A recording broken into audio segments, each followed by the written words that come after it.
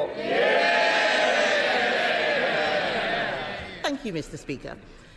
At the CBI conference on Monday, the Chancellor said, and I quote, "I'm clear, I'm not coming back with more borrowing or more taxes.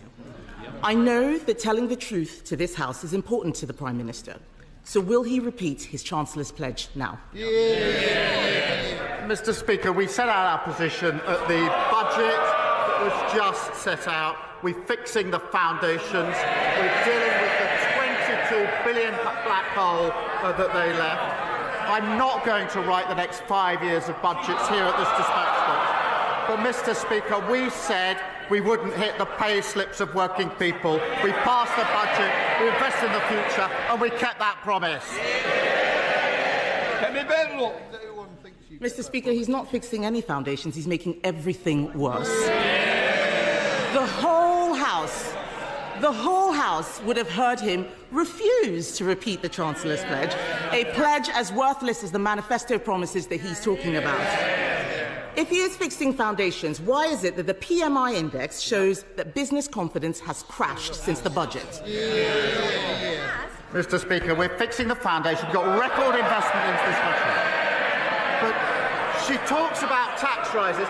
Mr. Speaker, 2 weeks ago, she stood there and said that she wanted all the investment, all the benefits of the budget, but she didn't know how she was going to pay for it. I noticed that, having come here criticising the national insurance rises over and over again, on Monday she admitted that she wouldn't reverse the position that we set out. Meanwhile, her science minister was saying he was going energetically to do the opposite. They really haven't got a clue what they're doing.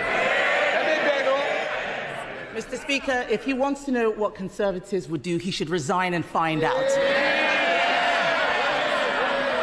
Until then...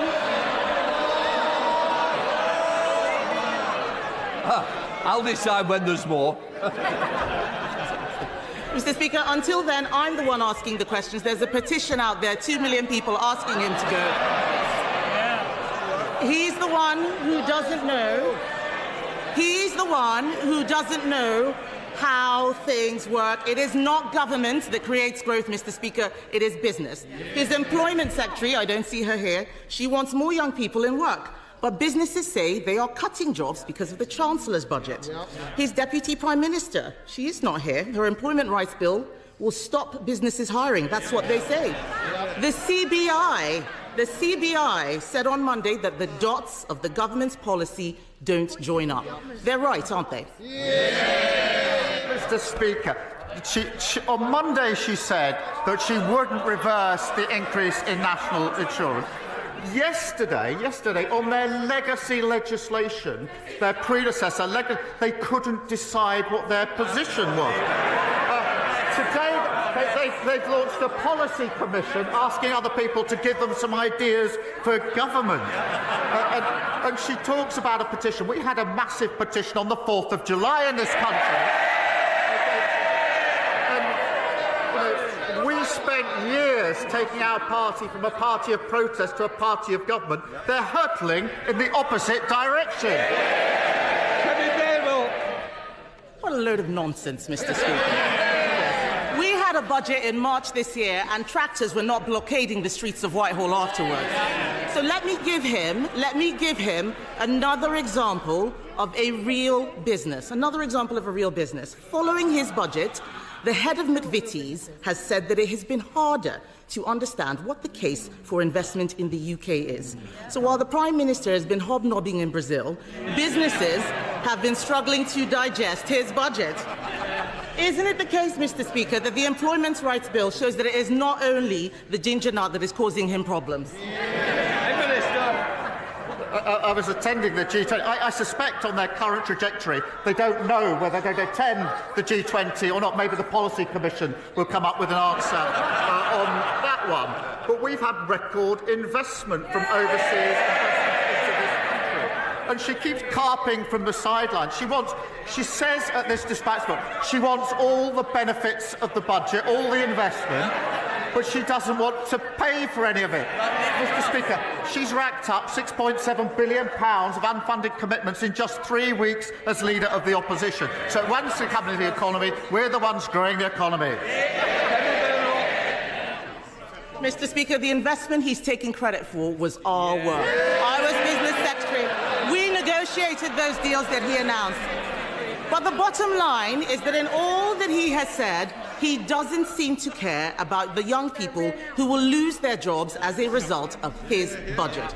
Perhaps he can show more concern for the 1,100 people who found out yesterday that they could lose their jobs at Vauxhall's plant in Luton. So while he flies around making unilateral commitments, back home, the real-world effects are businesses closing in Bedfordshire and Basildon.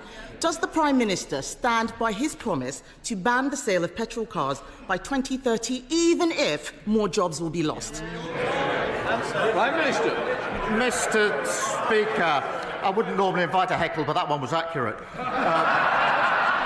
Mr. Speaker, the question of the position of jobs in Luton is a very serious one, and families and workers will be very worried, and we are obviously engaging with them. I would remind the Leader of the Opposition that the EV mandates that are an issue in this particular case were actually introduced by the last government.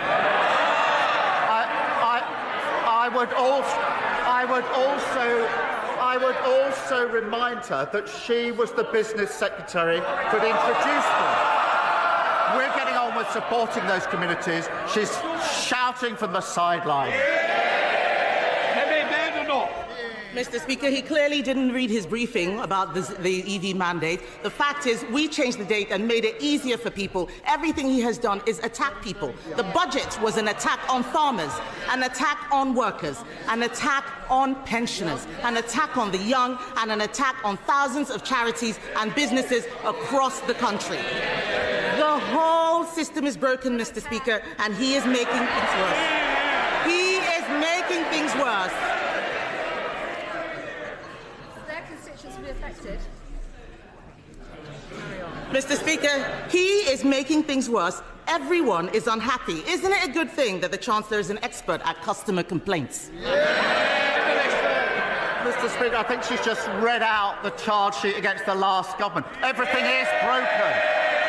And they come here every week with absolutely nothing to offer except complaints. Nothing constructive, no new ideas. They don't know what they're doing from one day to the next. Living in this fantasy world that everything was fine, apparently, for 14 years. Well, the country's fed up with those fantasies. They've got rid of those fantasies. We're going to take the hard decisions. They're jumping on every bandwagon that's passing. We're taking the country forward. Imran Hussain. Thank you, Mr. Speaker. If you like this, don't forget, please like, subscribe, comment and share. Be much appreciated. Thank you all.